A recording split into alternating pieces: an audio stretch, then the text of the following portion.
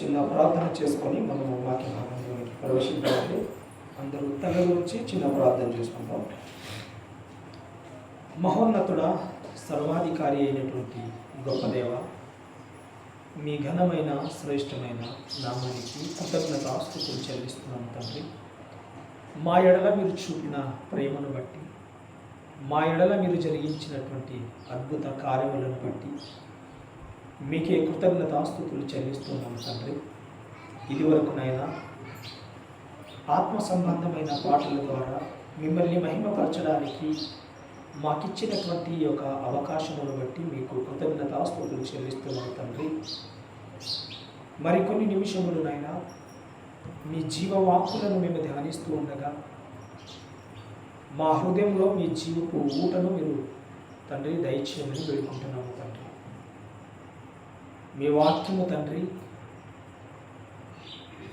మేము వింటుండగా తండ్రి, ఆ యొక్క వాక్యపు లోతేమిటో, ఆ వాక్యపు యొక్క సారమేమిటో మేము తెలుసుకున్నట్లుగా మా మనోనేత్రములు మీరు వెలిగించమని వేడుకుంటున్నాను తండ్రి. మీ వాక్కు ద్వారా ఎన్ని మార్లు మాతో మీరు మాట్లాడినా మా జీవితంలో ఏదో ఒక వెలితి, ఏదో ఒక లోపము మాకు కనబడుచున్నప్పుడు తండ్రి, ఇంకనూ మమ్మల్ని సంహరించకుండా మీ కృపలో మమ్మల్ని జ్ఞాపకం చేసుకుంటూ మీ మాటల ద్వారా మమ్మల్ని మీరు బలపరుస్తూ ధైర్యాన్ని దయచేస్తూ నా పిల్లలు నా మాటలు విని ఆ మాటల ప్రకారంగా జీవిస్తారేమోనని ఇంకనూ మాపై మీరు చూపిస్తున్నటువంటి కృపను బట్టి మీకు కృతజ్ఞతాస్తుతులు చెల్లిస్తున్నాను తండ్రి. ఒట్టివాడను, బలహీనుడను, దేనికి యోగ్యత లేనివాడను అయినను మీ కృపలో నన్ను జ్ఞాపకం చేసుకుని మీ మాటలు వివరించి చెప్పే సమయోచితమైనటువంటి జ్ఞానము మీరు నాకు అనుగ్రహించమని వేడుకుంటున్నాను తండ్రి. ప్రారంభము మొదలుకొని ముగింపు వరకు ఎక్కడా కూడా నా సొంత ఆలోచన కానీ, నా సొంత నిర్ణయాలు కానీ మీ వాక్యముతో సరిచేసి నేను మాట్లాడకుండా కేవలము తండ్రి మీ పరిశుద్ధాత్మ సహాయాన్ని కోరి మీ పరిశుద్ధమైనటువంటి మాటలు, అమూల్యమైనటువంటి మాటలు, సత్యమైనటువంటి మాటలు సరిగ్గా మీ పిల్లలకు అర్థమయ్యే రీతిలో నేను వివరించి చెప్పడానికి మీరే నాకు సమయోచితమైనటువంటి జ్ఞానము అనుగ్రహించి నాకును మీ పిల్లలకును మా అందరితో మీరే మాట్లాడి ఘనత, మహిమ, ప్రభావములు మీరు మాత్రమే పొందుకొని మాకు ఆనందము, ఆశీర్వాదము, మీ జ్ఞానము మాకు అనుగ్రహించమని నన్ను నేను తగ్గించుకుంటూ మీ నామాన్ని హెచ్చిస్తూ మా రక్షకుడును మీ ప్రియ కుమారుడైన యేసుక్రీస్తు వారి యొక్క నామంలో ఈ చిన్ని ప్రార్థన మిమ్మల్ని అడిగి వేడుకొనుచున్నాను మా కన్న తండ్రి. ఆమేన్. మనందరి తండ్రి అయిన దేవునికి యేసుక్రీస్తు వారి యొక్క నామంలో కృతజ్ఞతాస్తుతులు నేను ముందుగా చెల్లిస్తూ సంఘముగా చేరి వచ్చినటువంటి మీ అందరికీ నా హృదయపూర్వకమైన వందనాలు తెలియజేస్తున్నానండి. మరి ఈ సమయంలో దేవుని యొక్క మహాకృపను బట్టి మరొకసారి మనమందరము ఆయన యొక్క సన్నిధిలో సజీవులుగా ఆయనను ఆరాధించడానికి దేవుడు మరొకసారి మమ్మల్ని అందరినీ కృప చూపించారు. అందుకు దేవునికి ఎంతగానో నేను కృతజ్ఞతాస్తుతులు చెల్లిస్తున్నాను. మరి ఈ సమయంలో కొద్దిసేపు మనమందరము మన మనస్సును వాక్యము మీద కేంద్రీకరించి దేవుని యొక్క వాక్యము మనతో ఏం మాట్లాడుతుంది, దేవుని యొక్క వాక్యము మనకు ఎలా హెచ్చరిస్తుంది, దేవుని యొక్క వాక్యము మన ఆత్మీయ జీవితాన్ని ఎలా వెలిగిస్తుంది అని మనం గ్రహించే ప్రయత్నం చేద్దాం. ఈరోజు వాక్యం యొక్క ధ్యానాంశం ఏమిటి అని అంటే, కాలమును ఎరిగి నిద్ర మేలుకో అనేటటువంటి ఒక వాక్య ధ్యానాంశాన్ని మనం ఆలోచన చేద్దాం. అమ్మ ఒకసారి వారందరినీ సైలెంట్గా ఉండమని. మనం అందరము ఈరోజు వాక్య ధ్యానాన్ని ధ్యానిస్తున్నప్పుడు, వాక్యములోనికి వెళ్ళి మనము వాక్యాన్ని ధ్యానిస్తూ ఉన్నప్పుడు వాక్యము మనతో ఏం మాట్లాడుతుంది అనేది మనం గ్రహించడం చాలా ప్రాముఖ్యమైనది. కాలముని ఎరిగి నిద్ర మేలుకో అనేటటువంటి యొక్క అంశాన్ని మనం ఆలోచన చేద్దాం. ఆ వాక్య భాగము పరిశుద్ధ గ్రంథంలో ఎక్కడుందో ఒకసారి ఆలోచన చేద్దాం. రోమియోలకు రాసినటువంటి పత్రిక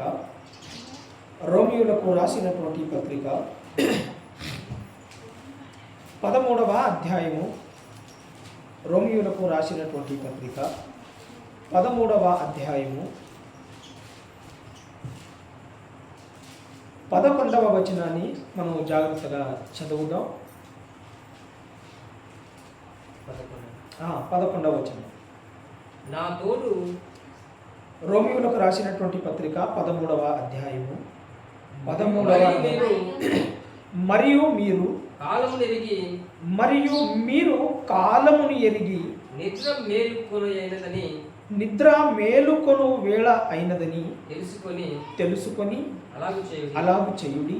మనము విశ్వాసులమైనప్పటికంటే ఇప్పుడు రక్షణ మనకు మరీ సమీపముగా ఉన్నది. రాత్రి చాలా గడిచి పగలు సమీపముగా ఉన్నది గనుక మనము అంధకార క్రియలను విసర్జించి తేజ సంబంధమైన యుద్ధోపకరణములు ధరించుకుందాము.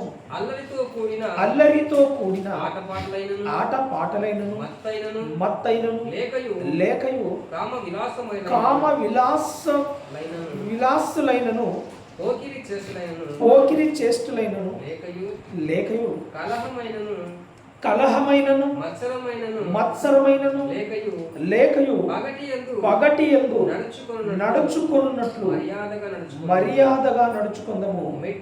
మెట్టుకు ప్రభువైన యేసుక్రీస్తును ధరించుకొనిన వారై శరీరేచ్ఛలను నెరవేర్చుకొనుటకు శరీరము విషయమై ఆలోచన చేసుకోండి.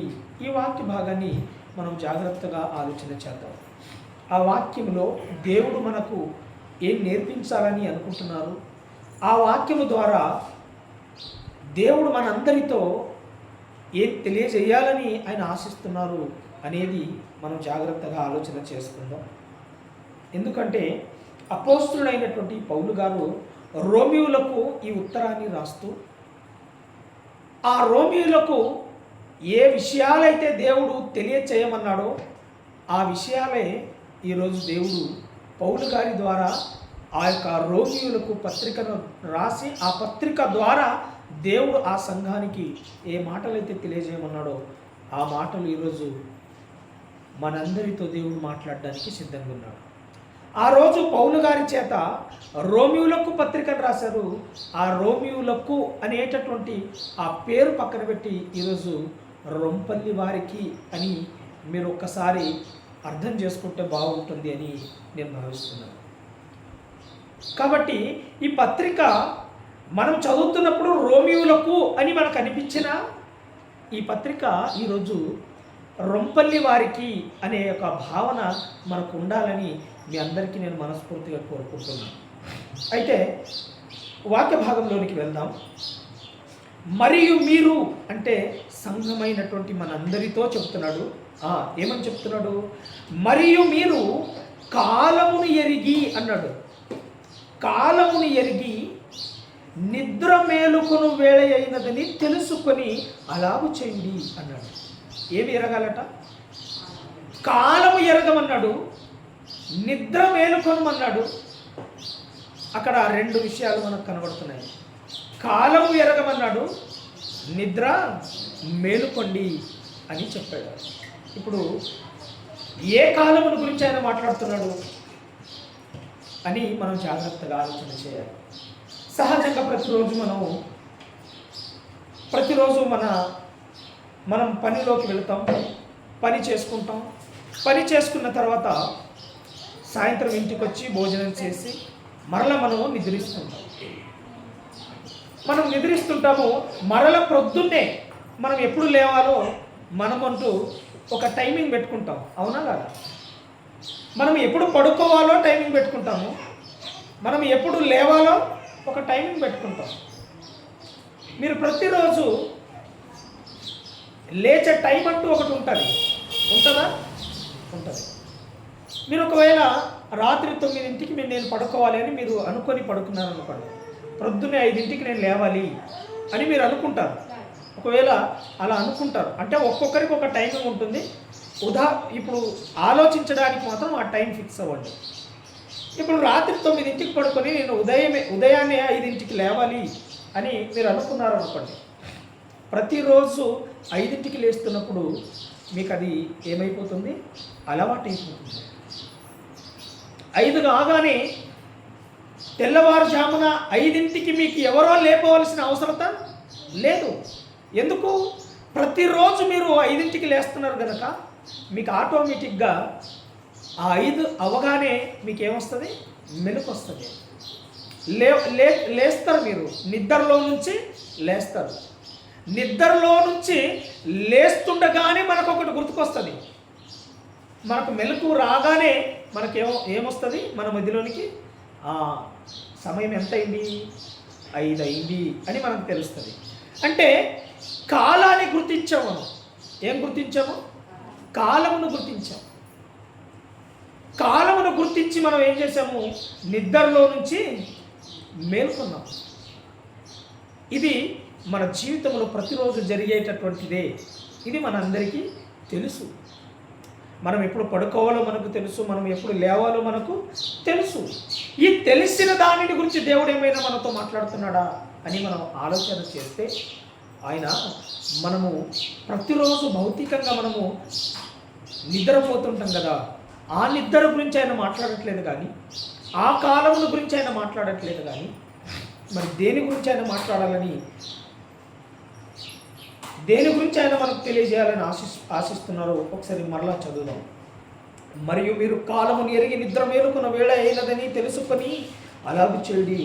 మనము విశ్వాసులమైనప్పటికంటే ఇప్పుడు రక్షణ మనకు మరీ సమీపముగా ఉన్నది అన్నాడు. ఏం చెప్తున్నాడు అక్కడ? కాలమును గురించి చెప్పాడు, నిద్ర గురించి చెప్పాడు. తర్వాత చెప్తున్నటువంటి మాట, మనము విశ్వాసులమైనప్పటికంటే అన్నాడు. మనము విశ్వాసులమైనప్పటికంటే అన్నాడు. అంటే మనము విశ్వాసులు అని పిలువబడుతున్నామా లేదా? విశ్వాసులమని పిలువబడుతున్నాం కదా, రైట్.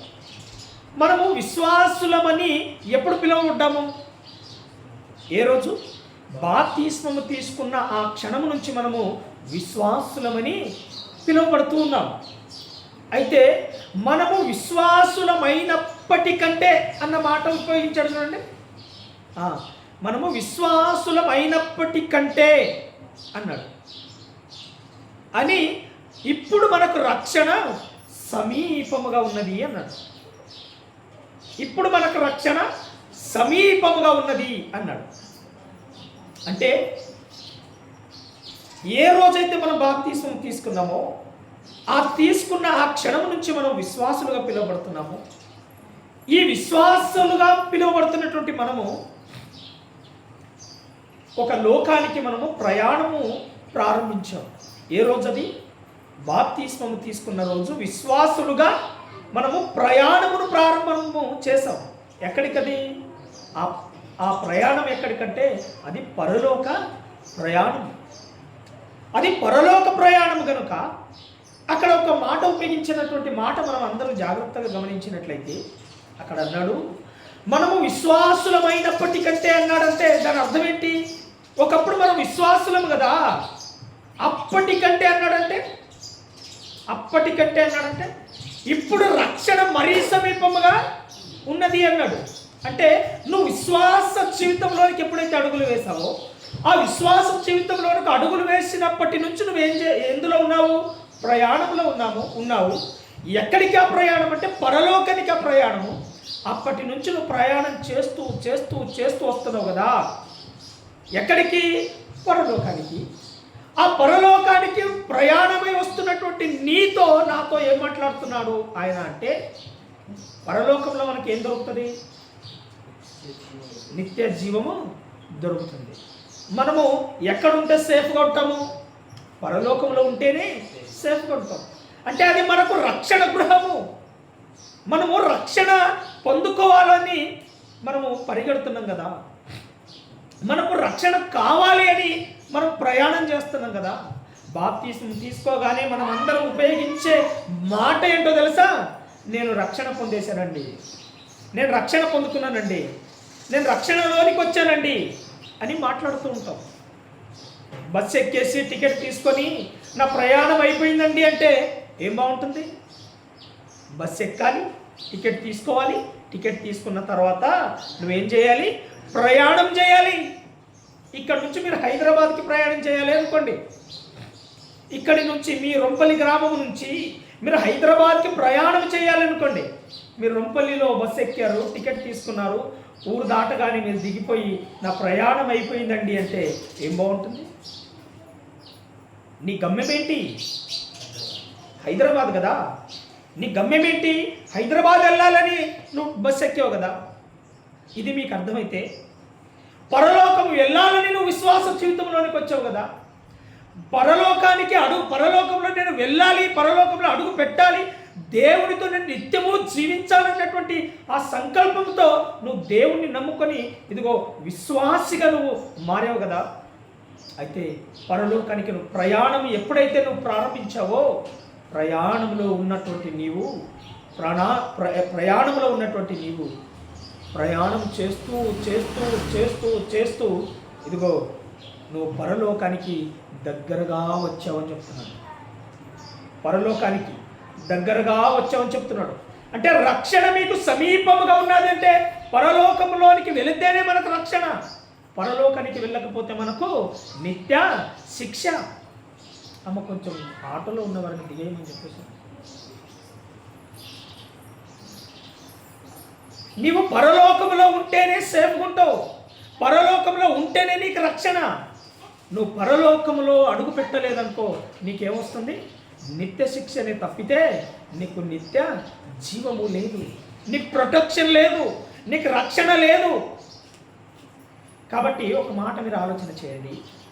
ఇప్పుడు ఆయన అంటున్నాడు, మీరు విశ్వాసులైనప్పటికంటే ఇప్పుడు ఏమై ఉన్నదట? రక్షణ సమీపముగా ఉన్నది అన్నాడు. రక్షణ సమీపముగా ఉన్నది అన్నాడు. ఇప్పుడు నేను మీకు అడుగుతున్నాను, నేను నిజంగా రక్షణకు చాలా సమీపముగా ఉన్నాను అని మీకు అనిపిస్తుందా? అమ్మా, మీ హృదయాన్ని మీరు పరిశీలించుకోండి. నేను రక్షణకు దగ్గరగా ఉన్నానని మీకు ఏమైనా అనిపిస్తుందా? దూరంగా ఉన్నానని అనిపిస్తుందా? మీరు రక్షణకు దగ్గరగా ఉన్నారా, దూరంగా ఉన్నారా? ఏమనిపిస్తుంది? మీ అంతరాత్మ మీతో ఏం మాట్లాడుతుంది? నాతో చెప్పకపోయినా మీ హృదయాన్ని మీరు పరిశీలించుకోండి. మీ అంతరాత్మ మీతో ఏం మాట్లాడుతుందో ఆ అంతరాత్మకు ఒకసారి సమాధానం చెప్పే ప్రయత్నం చేయండి. ఏం చెబుతుంది? రక్షణకు సమీపముగా ఉన్నారా? సమీపముగా? ఎవరి వ్యక్తిగత జీవితమును బట్టి వారికి అర్థమవుతుంది నేను రక్షణకు దూరంగా ఉన్నానా, సమీపముగా ఉన్నానా అనేది మీకు అర్థమవుతుంది ఆల్రెడీ. మీరు నాకు చెప్పకపోయినా, నేను మీకు చెప్పకపోయినా నా వ్యక్తిగత జీవితం నాతో మాట్లాడుతుంది, మీ వ్యక్తిగత జీవితం మీకు మాట్లాడుతుంది. ఏమని? నువ్వు రక్షణకు సమీపముగా ఉన్నావో లేదో అని నీ అంతరాత్మ నీతో మాట్లాడుతుంది. ఒకసారి ఆలోచించండి. ఒకప్పుడు విశ్వాసులైనప్పటికంటే రక్షణ ఇప్పుడు మరీ సమీపముగా ఉన్నది అని చెప్పి, రక్షణ మనకు మరీ సమీపముగా ఉన్నది, రాత్రి చాలా గడిచి పగలు సమీపముగా ఉన్నది అన్నాడు.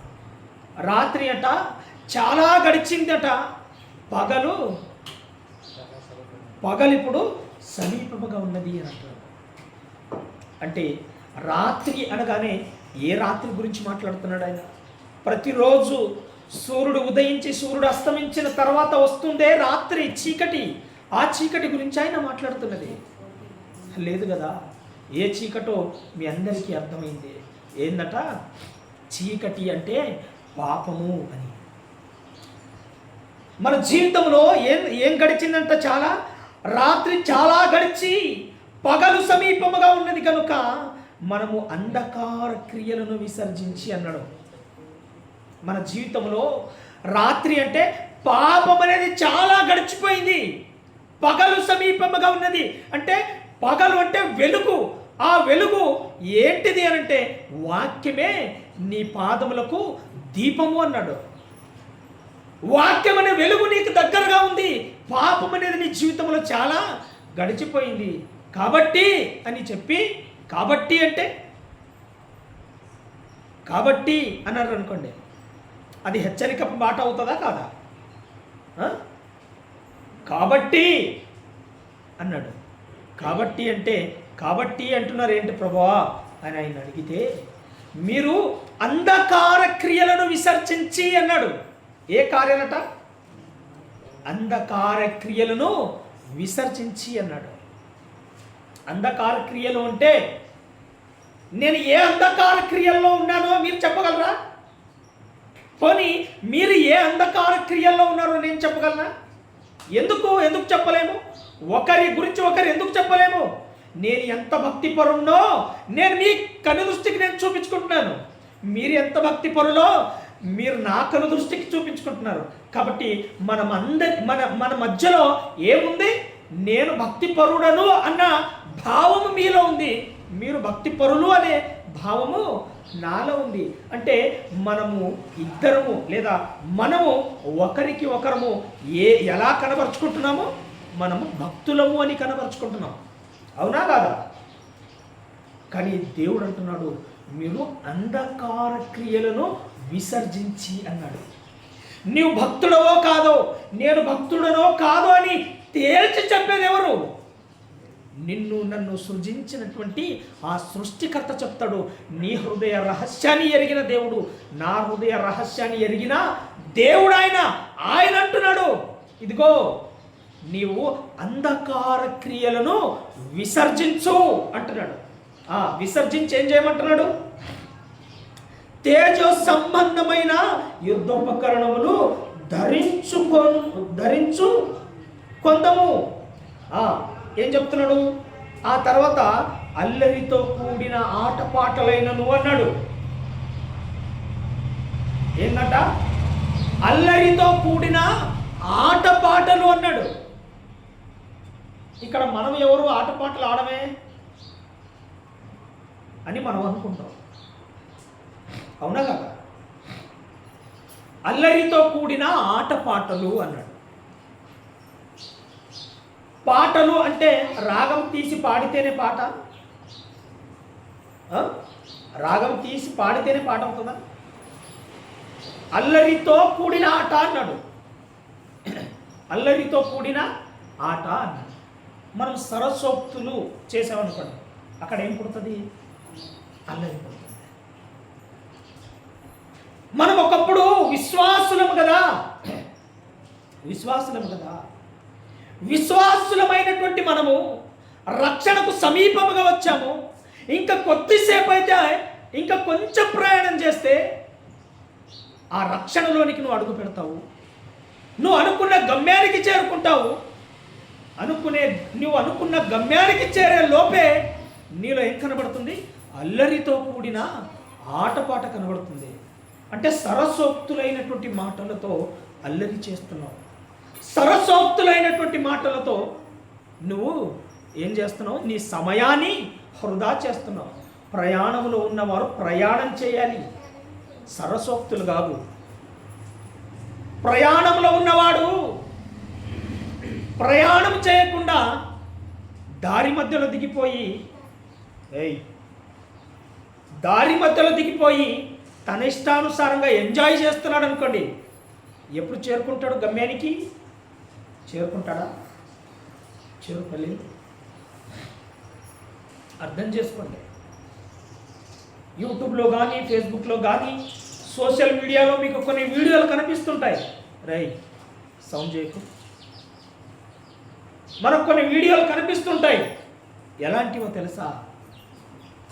కొంతమంది ప్రకృతిని ఆస్వాదించడానికి వెళుతుంటారు. అంటే ప్రకృతి యొక్క అందాన్ని చూడడానికి వెళుతుంటారు. ప్రకృతిలో దేవుడు పెట్టినటువంటి అందాలు ఏవైతే ఉన్నాయో, అద్భుతాలు ఏవైతే ఉన్నాయో వాటిని చూడటానికి వెళతారు. చాలామందికి వాటర్ ఫాల్స్ అంటే చాలా ఇష్టం, అవునా? వాటర్ ఫాల్స్ అంటే చాలా ఇష్టం కనుక ఆ వాటర్ ఫాల్స్ దగ్గరికి వెళ్ళి ఆ వాటర్ చూసి ఆనందించాలే కానీ ఆ వాటర్తో ఆటలాడుకోవద్దు, అవునా కదా? చాలామందికి సింహాన్ని చూడాలనే ఆశ చాలా ఉంటుంది. సింహాన్ని చూడడానికి వెళ్తారు. సింహాన్ని చూసి ఆనందించాలే కానీ సింహపు నోట్లో నా ఏలు పెడతానంటే, నీకు సింహం చూడాలనిపించింది, చూడు, కనిపిస్తుంది కదా, చూడు. లేదు లేదు దాన్ని నేను తాకాలి అన్నాం అనుకో,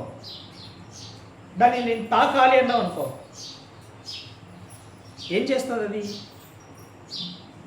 నన్ను తాకు, నాతో సెల్ఫీ దిగు అంటదా? మెడలు పట్టుకొని ఈడ్చుకొని వెళ్ళిపోతుంది. ఇది మనకు అర్థమైతే దేవుడు ఏమన్నాడు? అక్కడ ఏముంది ఆ పదము? అల్లరితో కూడిన ఆటపాటలైనను మత్తైనను లేకయు కామ విలాసములైనను పోకిరి చేష్టలు అన్నాడు. చూసారా? అంటే ప్రయాణంలో ఉన్నవాడు సరస్వక్తులు ఆడకూడదు, ప్రయాణంలో ఉన్నవాడు సమయాన్ని వృధా చేయకూడదు, ప్రయాణంలో ఉన్నవాడు టైంపాస్ చేయకూడదు. అర్థమవుతుందండి? ప్రయాణంలో ఉన్నవాడు ఏం చేయాలో తెలుసా? ప్రయాణము మీద దృష్టి పెట్టాలి.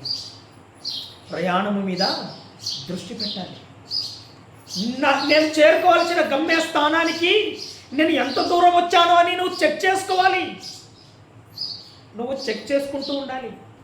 మీరు రొంపల్లి గ్రామంలో హైదరాబాద్ బస్ ఎక్కారనుకోండి, గంట తర్వాత మీకు ఏ ఆలోచన రావాలి? మీకు గంట తర్వాత మీకు ఏ ఆలోచన రావాలి? మీరు బస్సు ఎక్కి గంట అయింది, గంట అయిన తర్వాత మీకు ఏ ఆలోచన రావాలంటే, గంటలో నేను ఎంతవరకు వచ్చాను, నేను ఎక్కడి వరకు వచ్చాను అనేది మీకు గుర్తుకు రావాలి. మా ఊరు నుంచి నేను ప్రయాణం చేశాను, ఒక గంట ప్రయాణంలో నేను ఫలానా చోటికి చేరుకోగలిగాను. ఇంకా ఎన్ని గంటలు ఉంది నా ప్రయాణంలో, నాకు సమయం ఇంకా ఎంత పడుతుంది అని గుర్తెరగాలి. మీ ఊరు నుంచి హైదరాబాద్కి ఎన్ని గంటల్లో మీరు వెళ్ళగలరు అంటే 3 లేదా 4 గంటల్లో వెళ్తారు, అవునా? 3 లేదా 4 గంటల్లో వెళ్తారు. ఇది ఉదాహరణకు చెప్తున్నాను. అయితే గంట ప్రయాణం తర్వాత ఇంకా ఎంత సమయం బాకీ ఉంది అని మీకు తెలుస్తుంది. ఇంకో 3 గంటలు నేను ప్రయాణం చేయాలి అని అనుకుంటాను. తర్వాత ఇంకో గంట అయిపోయింది, 2 గంటలు గడిచాయి. మీరు చేరుకోవాల్సిన గమ్యానికి దగ్గరగా వచ్చారా, దూరంగా ఉన్నారా? ఎక్కడికి వచ్చారమ్మా? దగ్గరకు వచ్చారు కదా. అంటే మీకు ఏమర్థమవుతుంది? ఓహో, ఇంకో 2 గంటలు అయితే నేను చేరుకోవాల్సిన గమ్యానికి చేరుకుంటాను అని మీకు అర్థమైంది. 3 గంటలు అయింది. ఇప్పుడు మీకు ఏమర్థం కావాలి? ఇప్పుడు నేను దిగాల్సిన స్టేషన్ ఇంకో గంట అయితే వస్తుంది అని అర్థం అవ్వాలా వద్దా? అర్థం అవ్వాలి. 3:30 గంటలైంది. ఏమైంది? 3:30 గంటలైంది. నువ్వు చేరుకోవాల్సిన గమ్యస్థానానికి ఎప్పుడు చేరుకుంటావని నీకు అర్థమైంది? ఎప్పుడు చేరుకుంటావని నీకు అర్థమైంది? ఇంకో అరగంట అయితే నేను దిగవలసిన స్టేషను వస్తుంది, నేను ఏం చేయాలి? అక్కడ దిగిపోవాలి అని నీకు అనిపించాలా వద్దా? వద్దమ్మా? ఇంకా అరగంట ప్రయాణం చేస్తే నువ్వు దిగవలసిన బస్ స్టాండ్ వస్తుంది. అక్కడ దిగవలసినటువంటి నీవు అర్ధగంట ప్రయాణం పెట్టుకొని ఇప్పుడు గురకబెట్టి నిద్రపోయావనుకో. అర్ధగంటలో ప్రయాణం అయిపోయి ఆ అర్ధగంటలో నువ్వు దిగవలసిన స్టేషన్ దగ్గర దిగవలసినటువంటి నీవు 3:30 గంటల సేపు ప్రయాణం చేసావు. ఇంకో అరగంట చేస్తే దిగిపోతావు. ఆ అరగంట సేపులో నువ్వేం చేస్తున్నావు? గురకబెట్టి నిద్రపోతున్నావు. నువ్వు దిగవలసిన స్టేషను దాటిపోయింది. నువ్వు దిగవలసిన స్టేషన్ ఏమైపోయింది? దాటిపోయింది. 4 గంటల ప్రయాణం దాటిపోయింది. నీకు తర్వాత నీవు దిగవలసిన స్టేషన్ దిగిన తర్వాత నీకు మెలకు వచ్చింది. నేను ఎక్కడున్నాను అని అప్పుడు ప్రశ్నించుకుంటున్నావు, అప్పుడు పరీక్షించుకుంటున్నావు. అప్పటికి ఏమైపోయింది? నువ్వు దిగవలసిన స్టేషను దాటిపోయింది. అప్పుడు ఏమవుతుంది? అప్పుడు బస్సు ఆపంటావు. నేను పలానా చోట దిగాలండి అన్నప్పుడు నీ కండక్టర్ డ్రైవరు అనే మాట ఏంటో తెలుసా? దిగవలసిన స్టేషన్లో దిగకుండా గురకబెట్టి నిద్రపోతావా? రాత్రంతా నిద్రపోలేవా అమ్మా అని అడగడా? ఇది మీకు అర్థమైతే మనం పరలోక ప్రయాణానికి దగ్గరగా ఉన్నాం. ఇంకా కొద్దిసేపు అయితే మనము ఆ పరలోకానికి చేరుకుంటాం. కానీ ఈ చేరుకునే లోపు మన జీవితంలోనికి ఏమొచ్చి కూర్చుందట?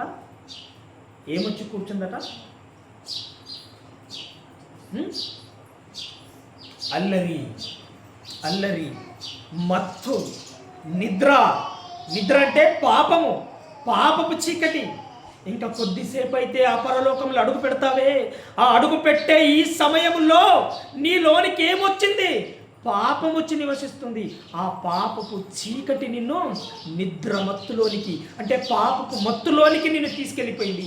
ఇదిగో కొద్దిసేపు ప్రయాణం చేస్తే నువ్వు పరలోకానికి వెళ్ళిపోతావు కదయ్యా, పరలోకానికి వెళ్ళిపోతావు.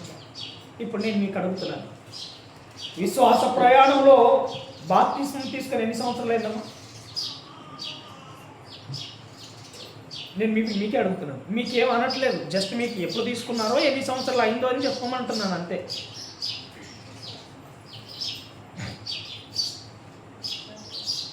అమ్మ మీరు తీసుకొని ఎన్ని సంవత్సరాలు అయింది? 20 సంవత్సరాలు అయిందా? 20 సంవత్సరాలు అయిందా?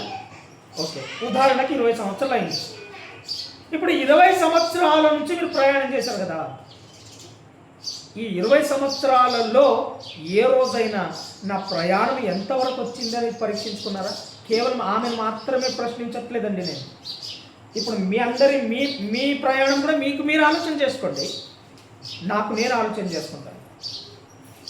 సుమారుగా నేను కూడా రక్షింపబడి, అంటే నేను కూడా ప్రయాణం మొదలుపెట్టి సుమారుగా నేను కూడా 20 సంవత్సరాలు అయింది. ఇప్పుడు ఈ 20 సంవత్సరాలలో ఎప్పుడైనా నేను 20 సంవత్సరాల నుండి ప్రయాణం చేస్తున్నాను కదా, ఎక్కడికి? పరలోకానికి. ఆ పరలోకానికి నేను దగ్గరగా వచ్చానా, దూరంగానే ఉన్నానా అని ఎప్పుడైనా ప్రశ్నించుకున్నారా? 20 సంవత్సరాల నుంచి ప్రయాణం చేస్తే దగ్గరికి రావాలా వద్దండి? ప్రయాణానికి అంటే మనం చేరుకోవాల్సిన ఆ గమ్యస్థానానికి దగ్గరగా రావాలా వద్దా? రావాలి కదా. అదే అంటున్నాను నేను, ఆ యొక్క గమ్యస్థానానికి ఎప్పుడు చేరుకుంటావమ్మా?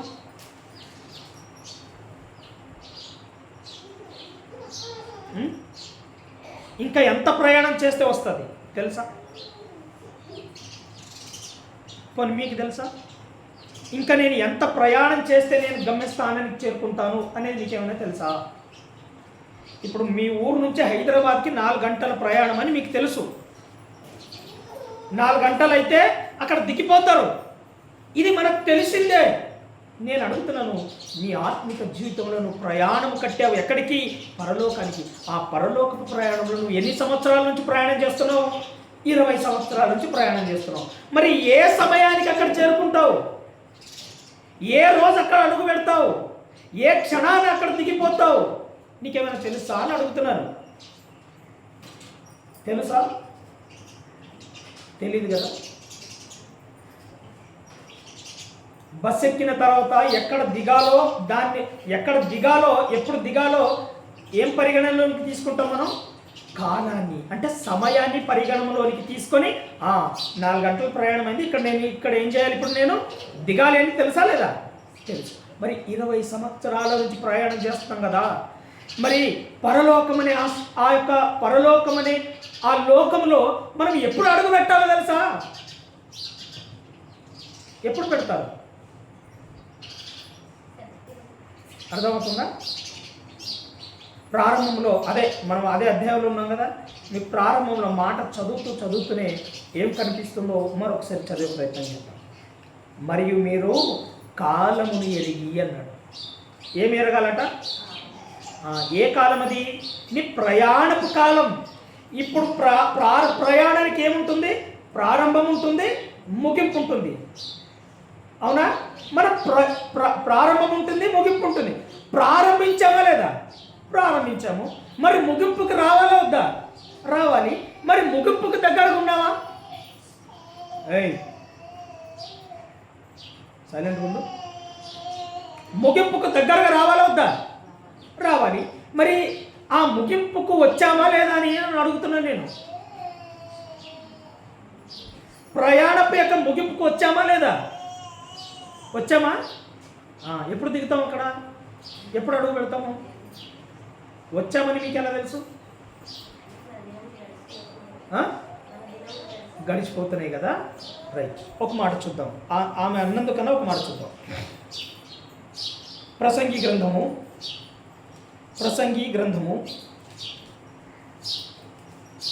7వ అధ్యాయము. ప్రసంగి గ్రంథము 7వ అధ్యాయము.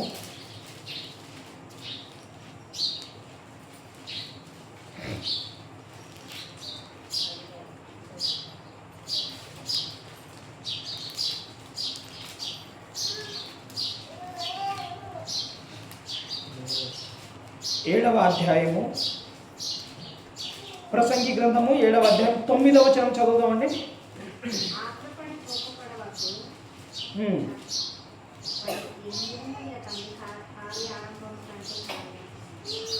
కార్య ఆరంభము కంటే కార్య ఆరంభము గురించి మాట్లాడాడు. కార్య అంతము గురించి మాట్లాడాడు. కార్య ఆరంభం అంటే ఒక వ్యాపారం ప్రారంభించాలి అనుకోండి మనం. అవునా? ఒక కూరగాయల కొట్టు పెట్టుకోవాలి అనుకోండి. ఒక కూరగాయల కొట్టు పెట్టుకున్నాం. ఒక చిన్నగా ప్రారంభించాం మనం. ఒక కూరగాయల కొట్టు ఒక చిన్నగా ప్రారంభించాం. అది ఎప్పటికీ జీవితాంతం చిన్నగానే ఉండాలనుకుంటారా? అనుకుంటారా? ఏం కావాలనుకుంటారు? నువ్వు చేస్తున్నటువంటి వ్యాపారంలో నువ్వు ఏం చేయాలి? వృద్ధి పొందాలనుకుంటావా లేదా? అది కొట్టుగా ఉన్నటువంటి అది కాస్త పెద్దగా అవ్వాలి, ఒక సూపర్ మార్కెట్ లాగా నేను మార్కెట్ పెట్టుకోవాలని ఆలోచన వస్తుందా కదా? అంటే ప్రారంభం ఉంది, అంతము ఉంది. కార్య ఆరంభము కంటే కార్య అంతమే ఏమన్నాడు? మేలన్నాడు కదా. అదే అంటున్నాను నేను. ప్రయాణం ప్రారంభమైంది, ఓకే. దాని అంతం ఎలా ఉండాలి? అంతం ఎలా ఉండాలి? మేలుకరమైనదిగా ఉండాలి కదా. మనం ప్రయాణం ప్రారంభించాం కదా. ఇప్పుడు దిగిపోయే సమయానికి ఏడుస్తూ దిగావనుకో, ఎలా ఉంటుంది? బాగుంటుందా? ప్రయాణము ప్రారంభిస్తున్నప్పుడు ఏడవాలి అవసరమైతే, కానీ దిగేటప్పుడు మీ కొడుకు దుబాయ్లో ఉన్నాడు అనుకోండి. దుబాయ్లో ఉన్నప్పుడు ఏడుపు అర్థం ఉంది. ఎందుకు? కుమారుడు దూరంగా ఉన్నాడని ఏడుపు. దానికి అర్థం ఉంది. నీ కుమారుడు కొన్ని క్షణాలలో నీ కళ్ళ ముందుకు రాబోతున్నాడు. అప్పుడు కూడా ఏడుస్తే ఏం బాగుంటుంది? అప్పుడు కూడా ఏడుపు వస్తుంది. కానీ ఈ ఏడుపు ఏ ఏడుపది? ఆనంద బాష్పాలు. ఈ ఏడుపుకు ఆ ఏడుపుకు తేడా ఉందా లేదా? ఉంది. అదే అంటున్నాను నేను. మనము ప్రయాణమును ప్రారంభం చేశాం కదా, మనము అంతము కూడా అలాగే ఉండాలి. దిగిపోయే స్టేషన్ వచ్చింది కదా, ఆ దిగిపోయే స్టేషన్ దిగేటప్పుడు మనము ఎలా ఉండాలి? చాలా గొప్పవారిగా ఉండాలి. ఒకసారి కీర్తనల గ్రంథము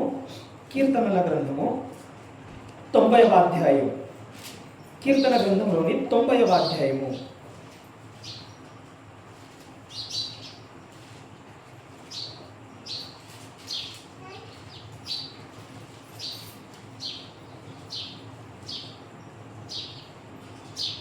క్షమించండి, ఒకసారి ప్రసంగి గ్రంథంలో 9వ అధ్యాయము.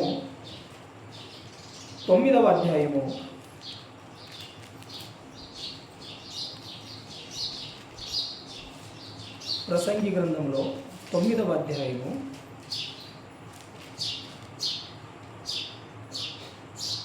12వ వచనం చదువుతాం. 12వ వచనం చదువుదాం. ప్రారంభంలో మనం రోమియోలకు రాసినటువంటి పత్రికలో ఏ మాట చదువుకున్నాము? మరియు మీరు కాలమును ఎరిగి అన్నారు. కాలమును ఎరగమన్నాడు కదా. ఇక్కడ చూడండి,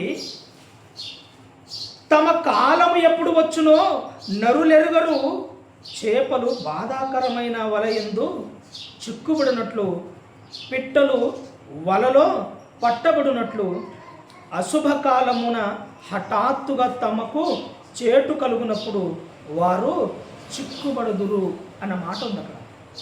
అక్కడ ఒక మాట మీరు గట్టిగా పట్టుకోవాలి. ఏంటది? కాలమును ఎరగమన్నాడు కదా.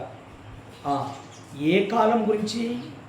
తమ కాలం ఎప్పుడు వచ్చున నరులు ఎరుగరు అన్నాడు కదా. ఇందాక మనకు సమాధానం కూడా ఏమిచ్చారు? మన దినములు గడిచిపోతున్నాయి అని అన్నారు. దినములు గడిచిపోవడం అంటే మన కాలము, ప్రయాణపు కాలము సమీపముగా వచ్చింది. అంటే నువ్వు దిగిపోవలసిన స్టేషన్ దగ్గరకు వచ్చింది అని చెప్తున్నాడు. ఇప్పుడు మనము దిగిపోవలసిన స్టేషన్ దగ్గరకు వచ్చిందని మనకు ఎలా తెలుస్తుంది అంటే, మన దినములు గడిచిన కొద్ది మనకు తెలుస్తుంది అని మనకు అర్థమైందా లేదా? అర్థమైంది.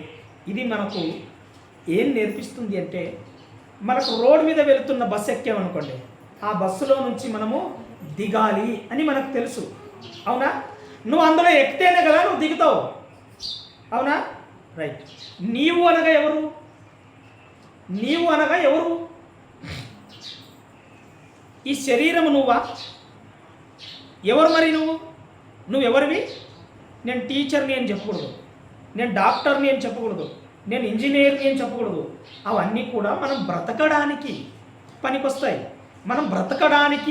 పనికొస్తాయి తప్పితే నేను టీచర్నండి, నేను ఇంజనీర్నండి ఇది కాదు. నువ్వెవరు అంటే నువ్వు ఒక ఆత్మవి. ఎవరివి నువ్వు? ఆత్మవి. ఇప్పుడు నా శరీరం మీకు కనబడుతుందా లేదా? కంటికి కనబడుతుంది. నన్ను చూడగానే మీరు ఏమంటారు? ఫలానా నీలేష్ గారు అని అంటారు. అవునా? రైట్. ఇప్పుడు నీలేష్ అని మీరు ఫిక్స్ అయ్యారు కదా. ఈ యొక్క శరీరం ఇప్పుడు నిలబడి వాక్యం చెబుతుంది. ఒకరోజు ఈ శరీరము కుప్ప కూలిపోయి నేల మీద ఒరుగుతుంది. ఒరిగినప్పుడు నాకు నోరు ఉంటుంది కానీ నేను మాట్లాడను, నాకు కళ్ళు ఉంటాయి కానీ నేను కళ్ళతో చూడను, చెవులు ఉంటాయి కానీ నేను వినను. దానిని మీరేమంటారు? శవము అని అంటారు. అవునా?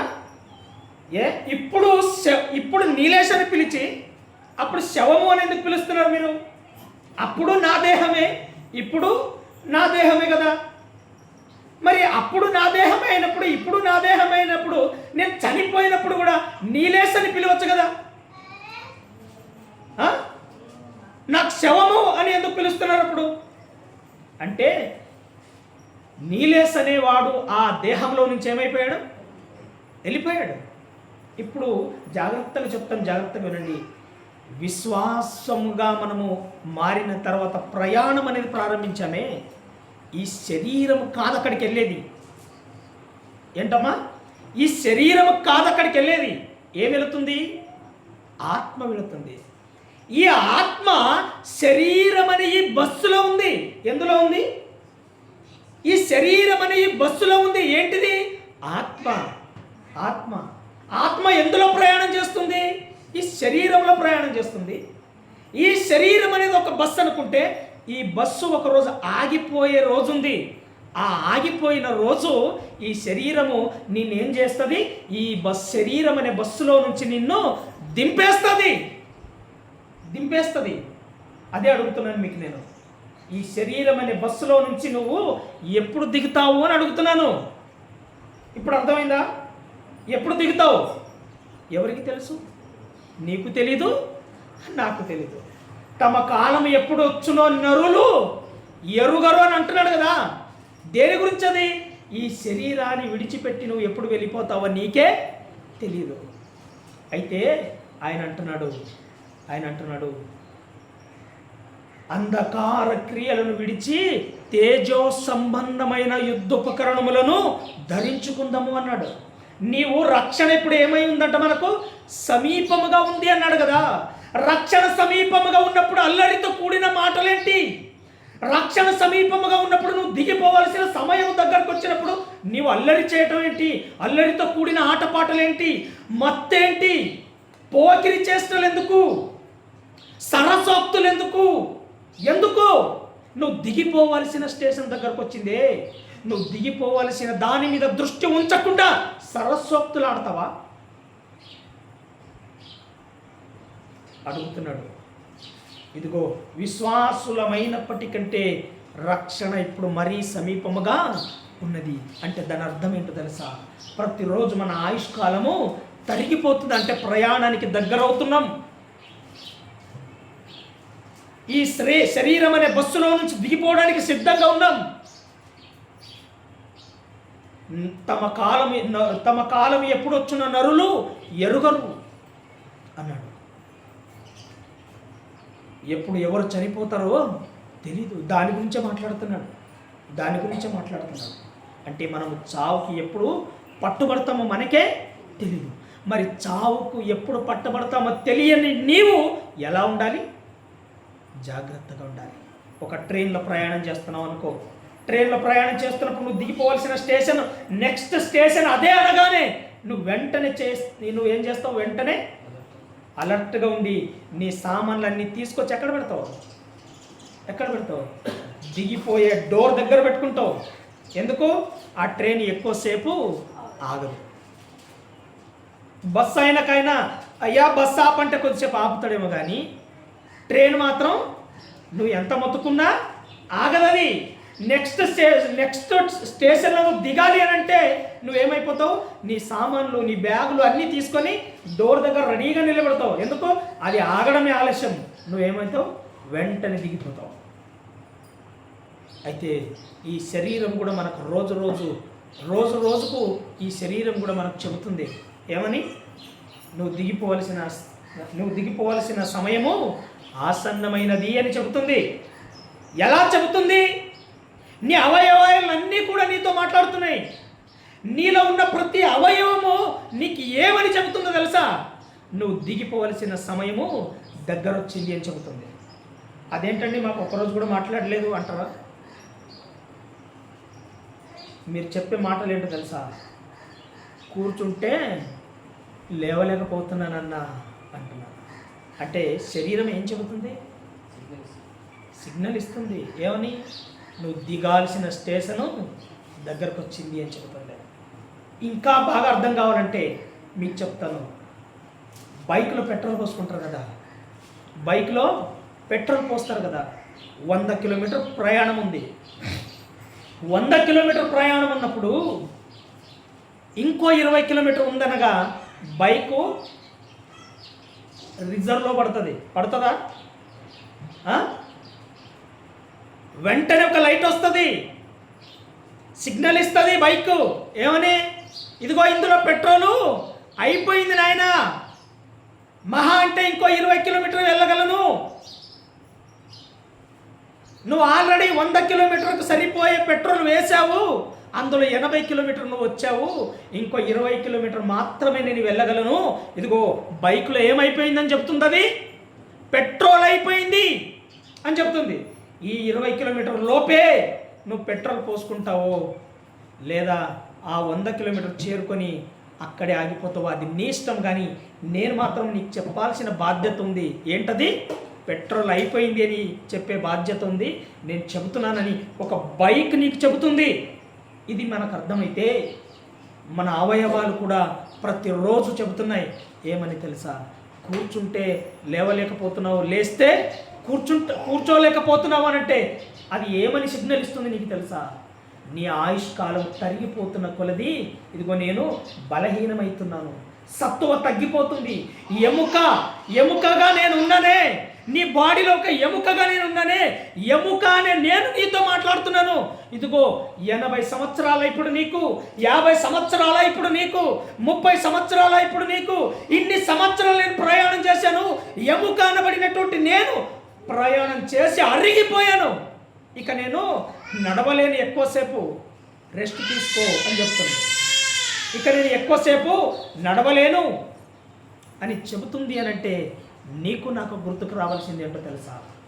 ఈ శరీరములో నుంచి నేను వెళ్ళిపోయే సమయము ఆసన్నమైనది.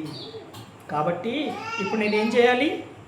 అంధకార క్రియలను విడిచిపెట్టాలి, సరసోక్తులు విడిచిపెట్టాలి, పోకిరి మాటలు విడిచిపెట్టాలి, లోక సంబంధమైన జీవితము విడిచిపెట్టాలి. మరి నేనేం చేయాలి? అంధకార క్రియలను విడిచిపెట్టి తేజో సంబంధులమై మనం పగటి యందు నడుచుకునే వారిగా ఉండాలి. ఆలోచించండి. అంటే మన దినం ఎప్పుడు వస్తుందో మనకు తెలియదన్నమాట. తెలియదు. మరి రక్షణ సమీపముగా ఉన్నప్పుడే ఆ రక్షణలోనికి మనము ప్రవేశించాలి కదా. మన స్టేషన్ దగ్గరగా ఉన్నప్పుడే మనం అలర్ట్ అయిపోయి ప్రతి విషయంలో జాగ్రత్త పడిపోయి మనం దిగాల్సిన స్టేషన్ వచ్చినప్పుడు దిగిపోవాలి కదా. ఏమో ఇక్కడ కూర్చున్న మనమే మనందరిలో ఏమో రేపే దిగిపోవచ్చు, గంట తర్వాతే దిగిపోవచ్చు. దిగే సమయానికి ఏముండాలి? ఒక వ్యక్తి రైల్వే స్టేషన్లో దిగాడు. రైల్వే స్టేషన్లో దిగి తన సూట్ కేసు పట్టుకొని వస్తున్నాడు. తన సూట్ కేసు పట్టుకొని వస్తూ ఆ సూట్ కేసులో పక్కవారి బంగారపు గొలుసు తన సూట్ కేసులో పెట్టుకొని వస్తున్నాడు. ఇప్పుడు స్టేషన్లో నుంచి బయటికి వస్తుండగా సెక్యూరిటీ ఆయనను పట్టుకొని సూట్ కేసు తెరిచి చూశారు. అందులో ఏముంది? బంగారం ఉంది. ఈ బంగారం ఎక్కడిది అని అడిగారు. ఈలోపు వేరే వాళ్ళు కంప్లైంట్ ఇచ్చారు, నా బంగారం పోయిందండి అని అక్కడ కంప్లైంట్ ఇచ్చారు. వారికి డౌట్ వచ్చి ఆ సూట్ కేసు చెక్ చేస్తే వారికి ఏం దొరికింది? బంగారం దొరికింది. నీది కాని బంగారం నీ సూట్ కేసులోకి ఎలాగొచ్చింది అని అడిగారు. ఏం చేస్తారు అప్పుడు? ఆయన్ని బాగా మర్యాదలు చేసి పంపిస్తారు, తగిన శిక్ష వేసి పంపిస్తారు. అవునా కాదా? రైట్. ఇప్పుడు ఈ దేహం అనే ఈ ట్రైన్లో నుంచి మనం దిగిపోయే సమయానికి ఎలా కనబడాలి మన సూట్ కేసు? నీదే ఉండాలి, పక్క వారిది అసలే ఉండకూడదు. అవునా? నువ్వు దిగిపోయిన సమయానికి నువ్వు పక్క వారి మీద పగ పెట్టుకొని దిగిపోయావు అనుకో, అప్పుడు దేవుడు అడుగుతాడు, నీ సూట్ కేసు ఓపెన్ చేసి అప్పుడు అడుగుతాడు, అమ్మా నీది కాని పగ నీ సూట్ కేసులోకి ఎందుకు వచ్చింది అని అడుగుతాడు. దాన్ని బట్టి ఏం చేస్తాడు అప్పుడు? ఇది నీలో ఉండకూడనిది ఇది నీలోనికి వచ్చింది అని అంటే దీన్ని బట్టి నీకేం జరగాలి? సన్మానం జరగాలి. ఎక్కడ? అగ్ని ఆరదు, పొరుగు చావదు. అక్కడికి వెళ్ళిపోదామా? ఇప్పుడు ఎప్పుడు వెళ్ళిపోతామో తెలీదు. దానిని బట్టి నీది నాది పగలు పంతాలు ఇవన్నీ అవసరమా? ఆలోచించండి. ఇవన్నీ అవసరమా? ఎవరు ఎప్పుడు వెళ్ళిపోతారో తెలీదు. దానికి పగలు పంతాలు ఎందుకు? నువ్వంటే పడదు అని ఎందుకు? నువ్వంటే నాకు అసహ్యం అని ఎందుకు? నిన్ను చూసి నేనెందుకు పారిపోవాలి? నన్ను చూసి నువ్వెందుకు పారిపోవాలి? నిన్ను చూసి నేనెందుకు ముఖం తిప్పుకోవాలి? నన్ను చూసి నువ్వెందుకు ముఖం తిప్పుకోవాలి? ఇవన్నీ ఎందుకు? అవసరమా? వద్దు. దేవుడు అంటున్నాడు, కాలముని ఎరిగి నిద్ర మేలుకు అంటున్నాడు. ఏ నిద్రనో మీకు అర్థమైంది. ఏ కాలం గురించి మాట్లాడాడో అర్థమైంది.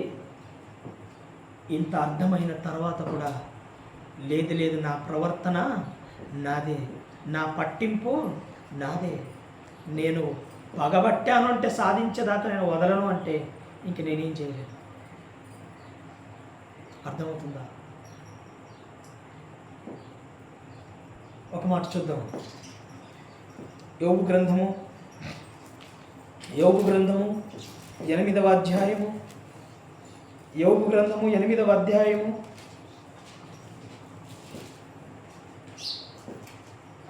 8వ వచనం చదవండి. మనము నిన్నటి వారమే, మనకు ఏమీయూ తెలియదు. భూమి మీద మన దినములు నీడవలే ఉన్నవి అంటున్నాడు. భూమి మీద మన దినములు ఎలా ఉన్నాయట? నీడవలే ఉన్నాయట. నేను అడుగుతున్నాను, ఉదయాన్నే మీరు సూర్యుడు ఉదయించినప్పుడు మీరు బయటకు వచ్చి నిలబడండి ఎండకు, మీ నీడ మీకంటే పొడుగ్గా కనిపిస్తుంది. అవునా? కనిపిస్తుంది. సూర్యుడు అస్తమించిన తర్వాత చీకటిలో మీ నీడ కనబడుతుందా? ఇదిగో నీ జీవిత కాలము భూమి మీద అలాంటిదే అని చెప్తున్నాడు. ప్రారంభంలో దేవుడు మనిషికి ఎంత ఆయుష్కాలం ఇచ్చాడో తెలుసా? ప్రారంభంలో దేవుడు మనుషులకు ఆయుష్కాలం ఎంత ఇచ్చాడో తెలుసా? బైబిల్లో హయ్యెస్ట్గా బ్రతికినటువంటి వ్యక్తి ఎవరు అంటే మెతుశెల. 969 సంవత్సరాలు బ్రతికాడు ఆయన. ఆదాము గారి వయస్సు 930 సంవత్సరాలు అయితే మెతుశెల గారి యొక్క వయస్సు 969 సంవత్సరాలు. దాదాపుగా 1000 సంవత్సరాలు బ్రతికారు. ఇప్పుడు దాని రహస్యం ఏంటో చెప్పనా? పూర్వీకులకు ఆయుష్కాలం ఎక్కుంది, అనుభవించడానికి ఆస్తులు లేవు.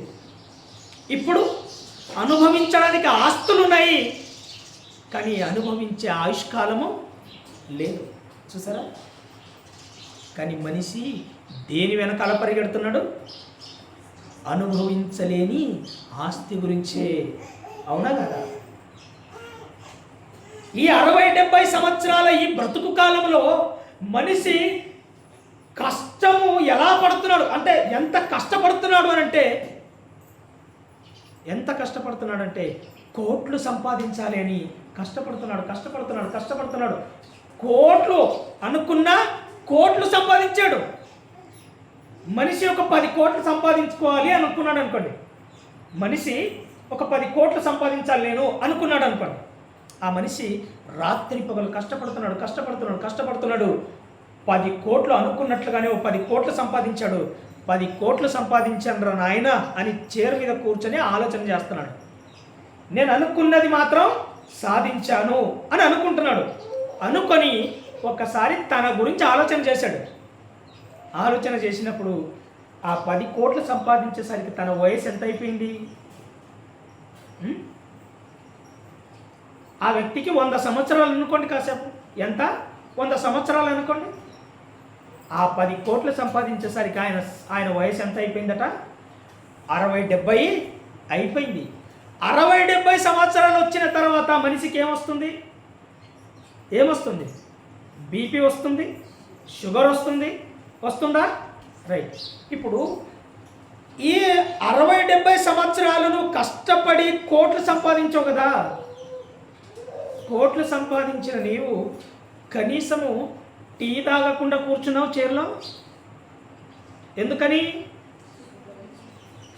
కోట్లను చూసుకుంటూ కూర్చున్నావనా? ఇప్పుడు కోట్లున్నాయి, 10 రూపాయలు పెట్టి టీ తాగలేకపోతున్నావు. ఎందుకు ఆ కోట్లు అవసరమా నీకు? హోటల్కి వెళ్ళి 200 పెట్టి బిర్యానీ తినలేకపోతున్నావు. ఎందుకని? బీపీ షుగర్లు ఉన్నాయని చికెన్ మటన్లు మానేయమన్నారు. ఎవరు? డాక్టర్. నువ్వు ఇంతసేపు కష్టపడింది దేని గురించి? నువ్వు ఇంతసేపు కష్టపడి కోట్లు కూడబెట్టింది దేనికి? నీ వృద్ధాప్యంలో దానిని చూసుకుంటూ కూర్చోవడానికా? మరి దేనికి? చూసారా? మనిషి అహర్నిశాలు కష్టపడుతున్నాడు. కష్టపడి తర్వాత ఆ కష్టాన్ని అనుభవించలేకపోతున్నాడు. పోనీ నేను ఇప్పుడు మీకు అడుగుతున్నాను, అమ్మ మీ బ్రతుకులు బాగున్నాయా లేవా? నేను మీకే అడుగుతున్నాను, మీ బతుకులు బాగున్నాయా లేవా?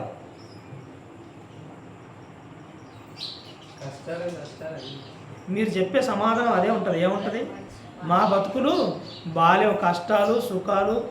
ఏం బతుకులు ఇవి? మధ్యతరగతి, చావలేము, అటు బ్రతకలేము. ఇదే కదా మీరు చెప్పే సమాధానం. నేను అడుగుతున్నాను, కోటేశ్వరుడు ఉన్నాడు ఒక ఆయన. ఆ కోటేశ్వరుడు చెబుతున్న మాట ఏంటో తెలుసా?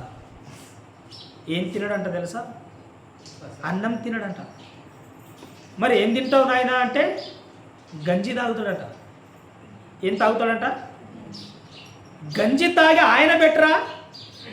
3 పూటలు ఖచ్చితంగా అన్నం తిని నువ్వు బెటరా? ఎవరు? నువ్వే కదా బెటరు. కానీ నీకు నువ్వేమనుకుంటున్నావు? ఇదేం బతుకురా నాయన అనుకుంటున్నావు. అవునా? ఇదేం బతుకురా నాయన నువ్వు అనుకుంటున్నావు. ఎందుకు? నిన్ను నువ్వు చూసుకొని నువ్వు బలహీన పడిపోతున్నావు. కానీ ఒక కోటేశ్వరుడు ఏమంటున్నాడు తెలుసా? మీకు అనిల్ అంబానీ తెలుసు కదండి. అంబానీ కొడుకు తెలుసా? అంబానీ కొడుకు పేరు నాకు అంత ఐడియా లేదు. ఆయనకు కొన్ని కోట్లు పెట్టి పెళ్లి చేశారు. ఆయన ఒక ఇంటర్వ్యూలో ఏమని చెప్పాడో తెలుసా? ఏసీ రూమ్లో 5 నిమిషాలు ఉండలేడట. ఏసీ రూమ్లో 5 నిమిషాలు ఉన్నాడు అనుకోండి, చచ్చిపోతాడంట ఆయన. ఏం చెప్పాడు ఆయన? ఏసీ రూమ్లో 1 గంట సేపు ఉంటే, ఒక 5 నిమిషాలు ఉంటే చచ్చిపోతాడంట. మరి అన్ని కోట్లు ఎందుకు? దేని గురించి ఆలోచించండి.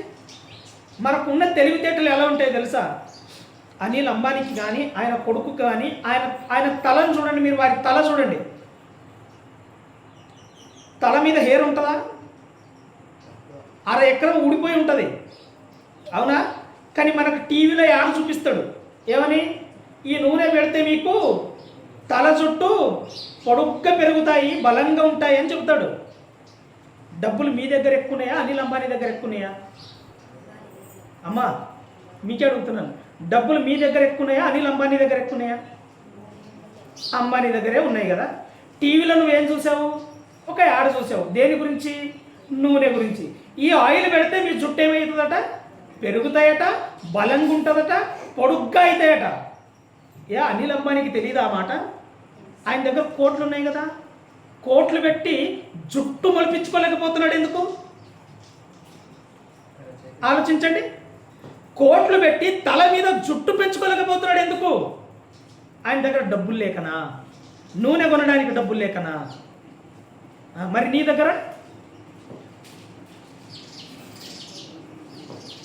ఆలోచించండి. ఆయన కోట్లు పెట్టి నూనె కొనలేక కాదు, నీ తల వెంట్రుక లెక్కింపబడి ఉన్నాయి. నీ తల వెంట్రుకలన్నీ లెక్కింపబడి ఉన్నవి.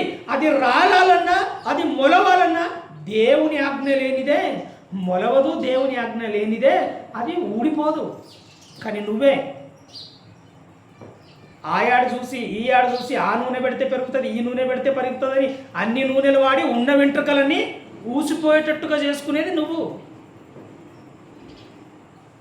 తర్వాత మనకు వచ్చే ఆలోచనలు అంతా ఎలాగ ఉంటాయి?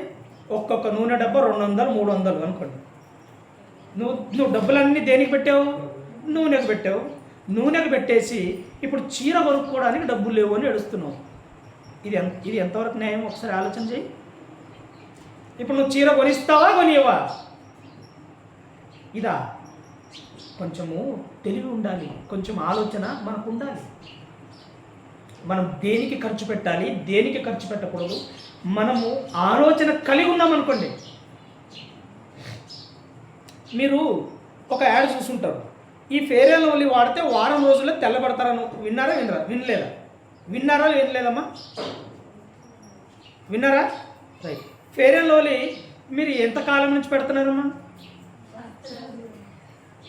టీవీలో ఏం చెప్పాడు? వారం రోజుల్లో మీ ముఖము నిగనిగలాడుతుందని చెప్పాడు కదా. మరి మీరు కొన్ని సంవత్సరాల నుంచి పెడుతున్నారు. ఉన్న ముఖమే ఉంది, ఎక్కడ తెల్లబడలేదు. అంటే వాడు చెప్పేది అబద్ధమా, నిజమా? అబద్ధాన్ని మనిషి ఎక్కువగా నమ్ముతాడే కానీ నిజాన్ని ఎవడు నమ్మడు.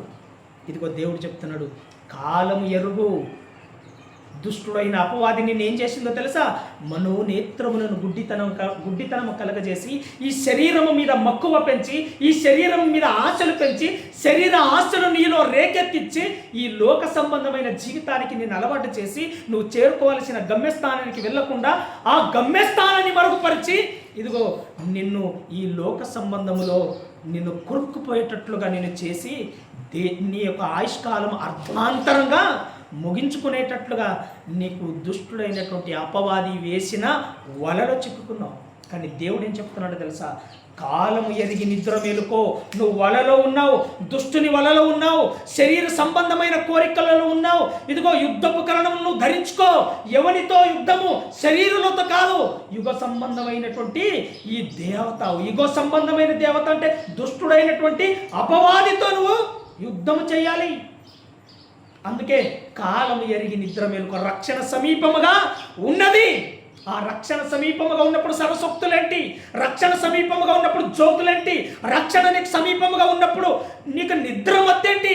రక్షణలోనికి జారుకున్న తర్వాత సంతోషకరమైనటువంటి వాతావరణంలోనికి వెళ్ళిపోతావు కదా.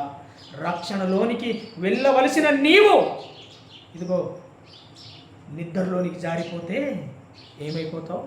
నువ్వు అనుకున్న గమ్యానికి నీవు చేరుకోలేవు. వద్దు అంటున్నాడు. కాలముని ఎరిగి నిద్ర మెలుకు అంటున్నాడు. మనం మెలుకున్నామా, నిద్రపోతున్నామా? ఆలోచన చేయండి. నిద్రపోతున్నామా, మెలుకున్నామా? మనం నిద్రపోతున్నామండి. మన అంతరాత్మ మనతో చెప్తుంది, ఛీ నువ్వు నిద్రపోతువి అని చెప్తుంది. కాబట్టి మరొక మాట చూద్దాం.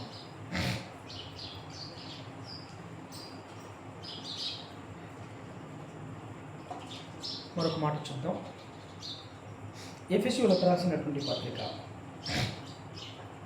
ఎఫెసీయులకు రాసినటువంటి ఈ పత్రిక 5వ అధ్యాయము, ఎఫెసీ పత్రిక 5వ అధ్యాయము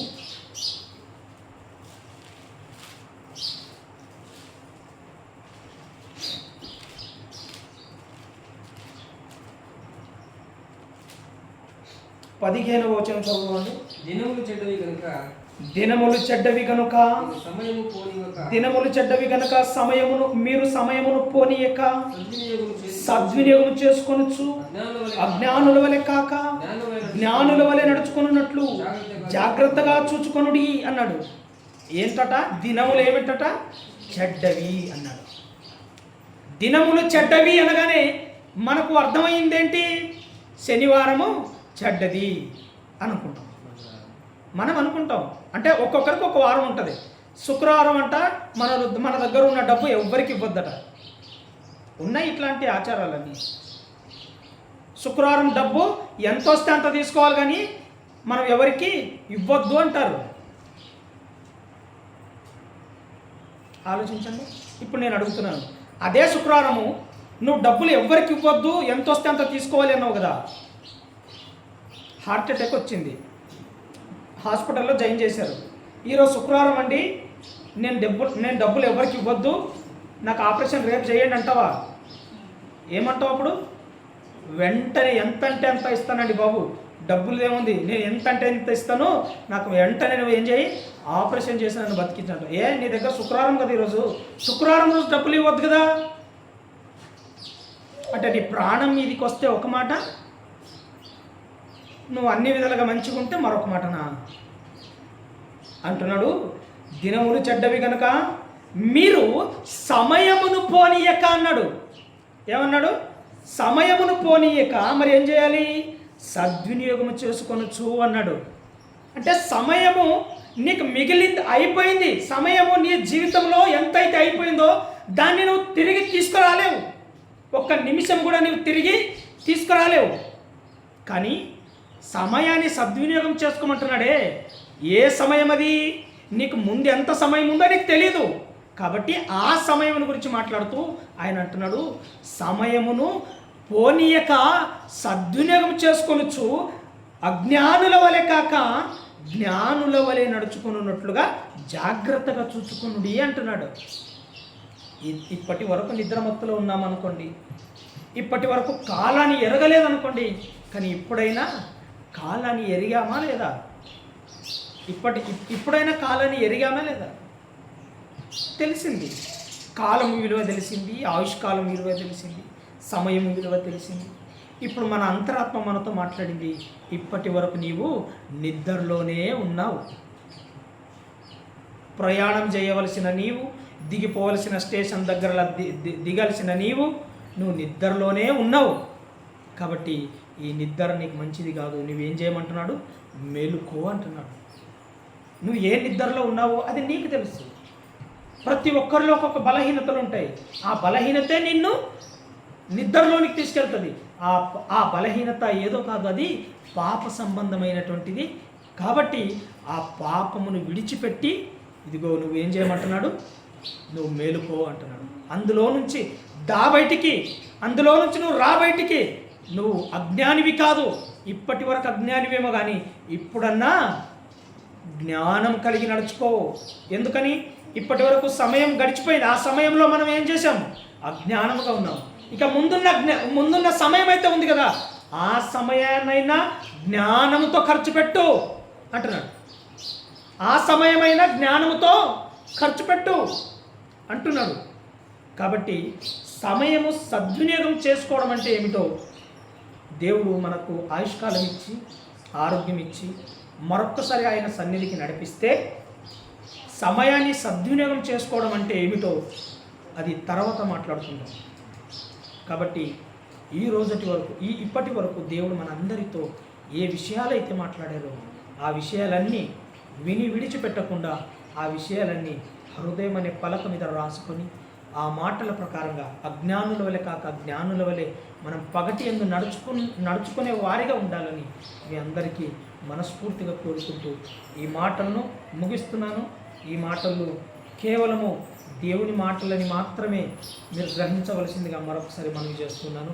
ఉద్దేశపూర్వకమైనటువంటి మాటలు కాదు, ఇవి దేవుని మాటలేనని నాకును మీకును కూడా ఈ దేవుని మాటలు హెచ్చరించాయని ప్రతి ఒక్కరూ భావిస్తూ ఈ మాటలను ముగిస్తున్నాను. చిన్న ప్రార్థన చేస్తున్నాను.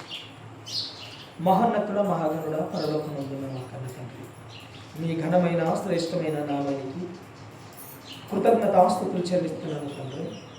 కాలమును ఎరిగి నిద్ర మేలుకో అనేటటువంటి ఒక అంశాన్ని మేము ఆలోచించినప్పుడు మీరు మాతో చక్కగా మాట్లాడారు తండ్రి. మా ఆత్మీయ జీవితము పరిశీలించుకోవడానికి మీరు మాకు అవకాశం దయచేశారు. అట్టి కృపను మీరు మాకు అనుగ్రహించారు.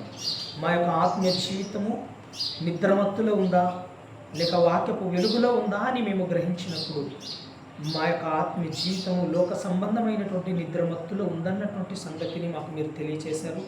ఇదిగో అలాగేనైనా సమయము ఇప్పటి వరకు మీరు అజ్ఞానముగా ఉండి గడిపేసుకున్నారేమో కానీ ఇదిగో ఇక ముందున్నటువంటి సమయమైనా మీరు అజ్ఞానుల వలె కాక జ్ఞానుల వలె మీరు సద్వినియోగం చేసుకోమన్నారు. కాబట్టి ఇక ముందున్నటువంటి ఆయుష్కాలం ఎంత ఉందో, ముందున్నటువంటి సమయం మాకు ఎంత ఇచ్చారో మాకు తెలియదు, కానీ ఇక ముందున్నటువంటి సమయమునైనా మేము జ్ఞానుల వలె నడుచుకున్నట్లుగా మీరే మాకు కృప చూపించి మీరు మహిమను పొందుకొని మాకు ఆనందమును ఆశీర్వాదమును అనుగ్రహించమని మరొక్కసారి మీ చిత్తమైతే మేమందరము ఈ విధంగా మీ పాద సన్నిధికి వచ్చి మొరపెట్టుకున్నట్లుగా మాకు మీరే కృప చూపిస్తారని నమ్మి విశ్వసించి ప్రార్థిస్తూ మా రక్షకుడును మీ ప్రియ కుమారుడునైన యేసుక్రీస్తు వారి యొక్క నామంలో ఈ చిన్ని ప్రార్థన మిమ్మల్ని అడిగి వేడుకొనిచున్నాను మా కన్న తండ్రి, ఆమేన్. అందరికీ వందనాలండి. అదేవిధంగా మరి వినిన వాక్యానుసారంగా మనం ప్రార్థన చేసుకుందాం.